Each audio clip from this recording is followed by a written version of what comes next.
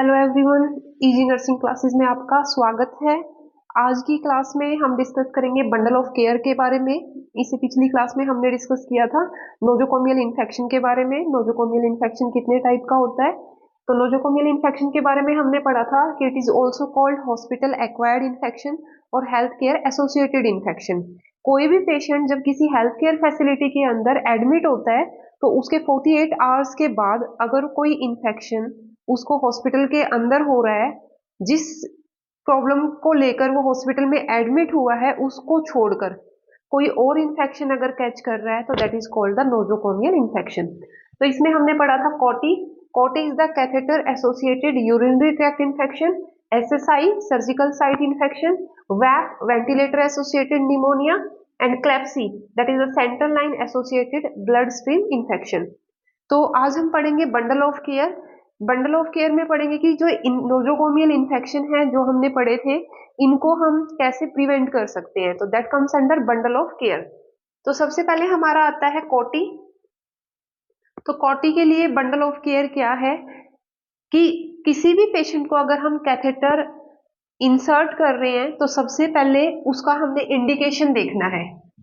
First of all we check the indication and prescription. Indication and prescription. Catheter आपने तभी insert करना है जब पेशेंट को इंडिकेशन हो, जरूरत हो कैथेटर इंसर्ट करने की, और फिजिशियन के द्वारा उसको प्रिस्क्राइब किया हो, फिजिशियन ने लिखा हो कैथेटराइजेशन का, तभी आपने इंसर्ट करना है। ठीक है, उसके बाद हमारा आता है वॉश हैंड्स। किसी भी इन्फेक्शन को अगर हमें प्रिवेंट करना है तो हैंड वॉशिंग जो होता है वो सबसे मेन स्टेप होता है to break the chain of infection. ठीक है, तो अगर हम कैथेटर इंसर्ट कर रहे हैं तो उससे पहले हम क्या करेंगे, प्रॉपरली जो अपने हैंड्स हैं उनको प्रॉपरली वॉश करेंगे। ठीक है, हैंड वॉश करने के बाद हमने क्या करना होता है कि हमारे जितने भी आर्टिकल्स हैं सारे के सारे क्या होने चाहिए, स्टेराइल। जितने भी हमारे आर्टिकल हैं वो क्या होने चाहिए, स्टेराइल होने चाहिए हमारे आर्टिकल। फिर हमने क्या ध्यान रखना है, aseptic technique. Aseptic technique, catheter हम इंसर्ट कर रहे हैं तो हमने एसेप्टिक टेक्निक को ध्यान में रखना है, स्टेबिलिटी को मेंटेन करना है व्हाइल इंसर्शन। ठीक है, उसके बाद हमारा आता है कि कैथेटर हमने इंसर्ट करते हुए हमने जो पेरिनियम है उसको प्रॉपरली क्लीन करना है। पेरिनियम को कैथेटर को इंसर्ट करने से पहले तो उसके लिए हमने क्या करना है, एंटीसेप्टिक का यूज करना है to clean the perineal area. Antiseptic का यूज करेंगे पेरिनियल एरिया को क्लीन करने के लिए। ठीक है, तो पेरिनियल एरिया को हमने क्लीन कर लिया। एसेप्टिक टेक्निक हमने मेंटेन करनी है व्हाइल इंसर्शन। कैथेटर हमने इंसर्ट कर दिया है, जो कैथेटर हम इंसर्ट कर रहे हैं that should B of appropriate size. उसका जो साइज है वो एप्रोप्रिएट होना चाहिए। अडल्ट को जो कैथेटर हम इंसर्ट कर रहे हैं उसमें जो साइज है वो अडल्ट साइज ही होना चाहिए, पीडियाट्रिक साइज नहीं होना चाहिए। क्योंकि अगर हम छोटे साइज का कैथेटर इंसर्ट करेंगे तो वो क्या होगा, लूज होगा, और लूज होगा तो वहां से क्या होगा, जो यूरिन है वो लीक होके बाहर आएगा और दैट कॉज द इन्फेक्शन।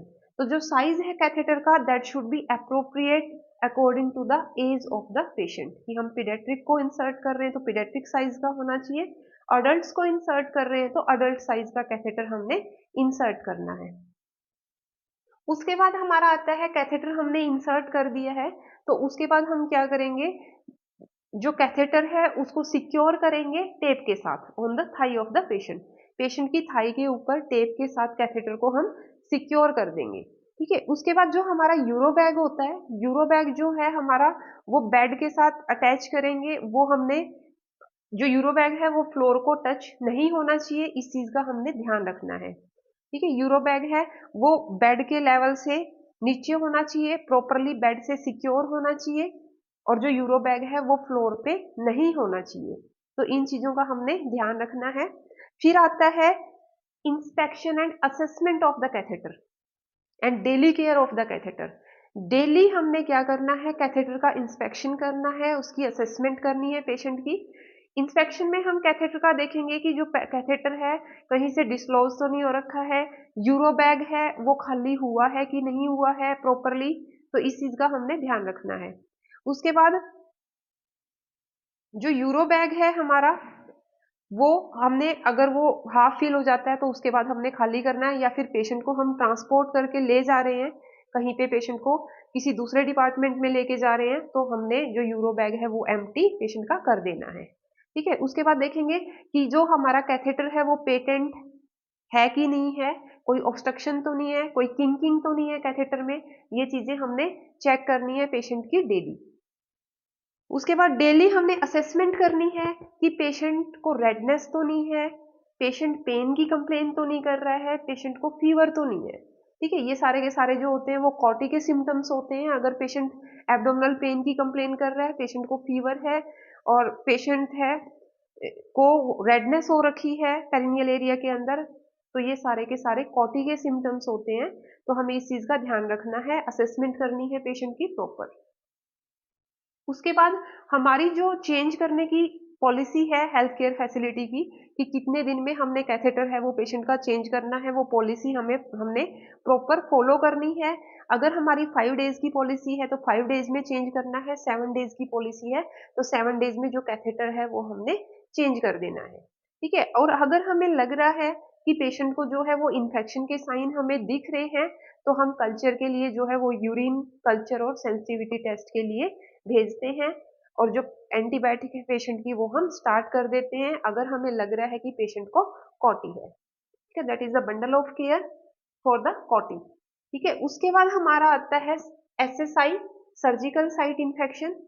तो सर्जिकल साइट इन्फेक्शन के लिए जो बंडल ऑफ केयर है वो क्या होती है कि हम पेशेंट को सर्जरी के लिए प्रिपेयर कर रहे हैं, तो उससे पहले हम क्या करेंगे, जो सर्जिकल साइट है उसको प्रिपेयर करेंगे, सर्जिकल साइट को प्रॉपर जो है एंटीसेप्टिक से क्लीन करेंगे, प्रोफ्लेक्सली प्रोफ्लैक्टिकली एंटीबायोटिक है वो पेशेंट की हम स्टार्ट करेंगे पेशेंट के ओटी में जाने से पहले, उसको प्रोफ्लैक्टिकली जो एंटीबायोटिक है वो हम पेशेंट को देंगे।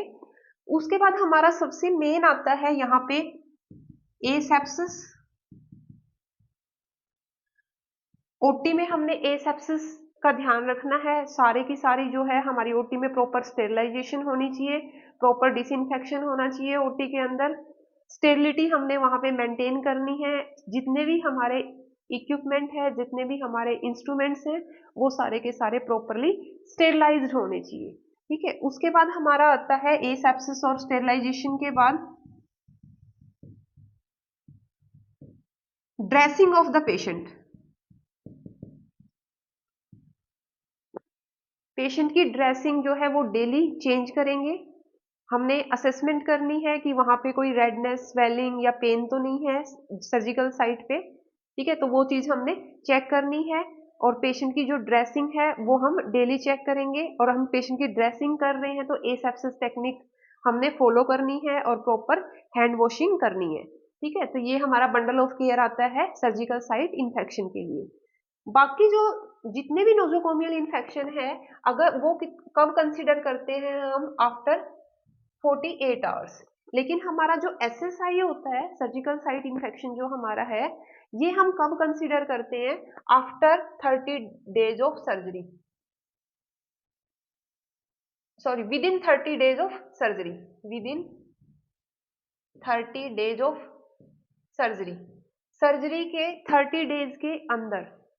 ठीक है, अगर पेशेंट कंप्लेन कर रहा है कि उसको सर्जिकल साइट पे पेन हो रहा है, या वहां पे पस हो रखी है, या वहां पे रेडनेस है, किसी तरह की स्वेलिंग है, तो हम कंसिडर करते हैं कि पेशेंट को क्या है, सर्जिकल साइट इन्फेक्शन है।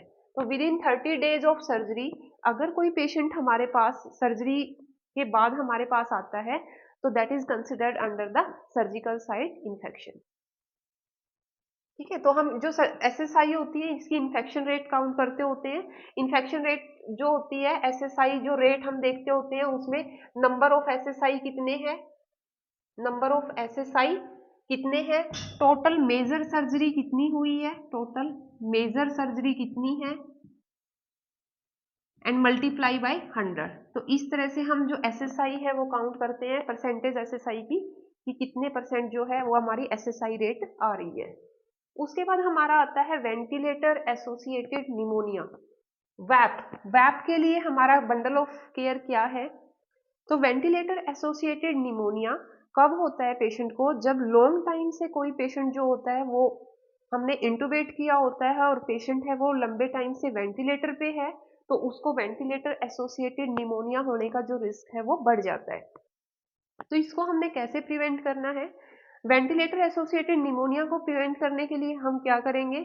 पेशेंट को हम जो पोजीशन देंगे 35 से 45 डिग्री, हेड जो है बेड का वो रेज कर देंगे थोड़ा सा, to prevent the ventilator associated pneumonia. ठीक है, तो हेड को रेज करके रखेंगे। इसके बाद जो पेशेंट है 2 आवरली उसकी हम पोजीशन चेंज करेंगे to prevent the peptic ulcer. Peptic ulcer को के रिस्क को प्रिवेंट करने के लिए 2 आवरली जो पेशेंट है अगर वेंटिलेटर पे है तो उसकी जो पोजीशन है वो हम चेंज करते रहेंगे। ठीक है, उसके बाद हमारा आता है वैप के अंदर कि कैसे हमने प्रिवेंट करना है। बंडल ऑफ केयर क्या है? जो पेशेंट वेंटिलेटर पे होता है उसको पेप्टिक अल्सर होने का रिस्क ज्यादा रहता है। पेप्टिक अल्सर का जो रिस्क होता है वो ज्यादा रहता है। पेशेंट अगर लॉन्ग टाइम से वेंटिलेटर पे है और हमने उसको इंटुबेट कर रखा है तो उस कंडीशन में हम क्या करेंगे? प्रोफिलैक्टिकली उसको ट्रीटमेंट देंगे to prevent the peptic ulcer. तो प्रोफिलैक्सिस देंगे पेप्टिक अल्सर के लिए, एंटासिड्स देंगे पेशेंट को। उसके बाद हमारा आता है पेप्टिक अल्सर के बाद DVT, deep vein thrombosis. Patient ventilator पे है तो पेशेंट को डीवीटी का रिस्क होता है। डीवीटी होने का, डीप वेन थ्रोम्बोसिस जो है वो पेशेंट को हो सकता है। तो डीप वेन थ्रोम्बोसिस को के रिस्क को प्रिवेंट करने के लिए भी हम क्या करेंगे? प्रोफ्लैक्सिस जो मेजर्स होते हैं डीवीटी को प्रिवेंट करने के लिए वो देंगे पेशेंट को। डीवीटी में क्या देते हैं हम? प्रोफैक्टिकली एंटीकोगुलेंट स्टार्ट करते हैं, पेशेंट के हिपेरिन स्टार्ट करते हैं, और साथ में जो डीवीटी पंप होता है वो पेशेंट की जो लेग्स पे है वो बांध देते हैं, और जो डीवीटी पंप हमारा आता है कॉन्टिन्यूसली उससे हम जो है लेग्स पे प्रेशर देते हैं to prevent the risk of DVT. ठीक है, डीप वेन थ्रोम्बोसिस।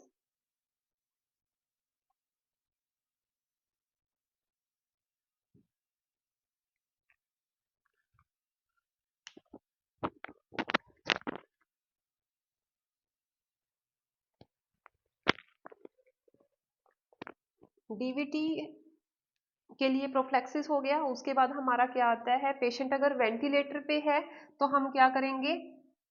वही एसेप्टिक टेक्निक जो है वो हमने मेंटेन करनी है, प्रॉपर हैंड वॉशिंग करनी है, और कोई भी प्रोसीजर अगर हम पेशेंट का करेंगे तो वो एसेप्टिक टेक्निक का यूज करके ही करना है to prevent the risk of the infection. ठीक है, तो that is the bundle of care for ventilator associated pneumonia. और इसमें हम क्या करते हैं? देखते हैं कि पेशेंट को कितना अर्ली हम एक्जुवेट कर सकते हैं, कितना जल्दी हम वेंटिलेटर से पेशेंट को हटा सकते हैं। पेशेंट अगर इम्प्रूव कर रहा है तो इस चीज को हमने देखना है to prevent the ventilator associated pneumonia. उसके बाद आता है बंडल ऑफ केयर हमारा क्लेप्सी के लिए। CLABSI is the central line associated blood stream infection. जो सेंट्रल लाइन होती है वो हम जनरली किस में डालते हैं? सबक्लेवियन वेन जो है वो यूज करते हैं सेंट्रल लाइन के लिए। तो अगर हम सेंटर लाइन इंसर्ट कर रहे हैं तो वहां भी प्रॉपर हैंड वॉशिंग हमने यूज करनी है, एसेप्टिक टेक्निक है वो प्रॉपर यूज करनी है, स्टेरिलिटी मेंटेन करनी है। और अगर सेंटर लाइन हमने इंसर्ट की है तो उसको प्रॉपर ड्रेसिंग के साथ हम उसको प्रॉपरली सिक्योर करेंगे। साथ में हम क्या करते होते हैं? जहां पे हम सेंटर लाइन इंसर्ट करते हैं वहां पे हमने डेट और टाइम जरूर मेंशन करना है कि किस डेट को हमने इंसर्ट की है और किस टाइम पे इंसर्ट की है, तो वो चीज हम मेंशन करेंगे। फिर हम क्या करते होते हैं? जो पोर्ट्स होते हैं सेंटर लाइन के उनको प्रॉपर क्लीन करके रखेंगे, और जब भी हम सेंटर लाइन को टच कर रहे हैं, टच करने से पहले और टच करने के बाद प्रॉपर हैंड वॉशिंग यूज करेंगे। प्रॉपर एसेप्टिक एंटीसेप्टिक जो आता है वो यूज करेंगे, जैसे क्लोरहेक्सिडिन आता है तो उसका यूज करेंगे to prevent the risk of central line associated blood stream infection. ठीक है, तो ये हमारा सेंट्रल लाइन केयर के अंदर आता है कि हमने सेंट्रल लाइन केयर है वो कैसे करनी है। तो that is the bundle of care all about the nosocomial infection. तो अगर हम बंडल ऑफ केयर प्रॉपर कर रहे हैं तो हम जितने भी नोजोकोमियल इन्फेक्शन है उन सबको हम प्रिवेंट कर सकते हैं। ठीक है, तो that is all about the bundle of care of nosocomial infection. तो क्लासेस को ज़्यादा से ज़्यादा लाइक कीजिए, सब्सक्राइब कीजिए, ताकि हम आपको अपडेट्स देते रहें, आपके साथ जुड़े रहें। Thank you so much.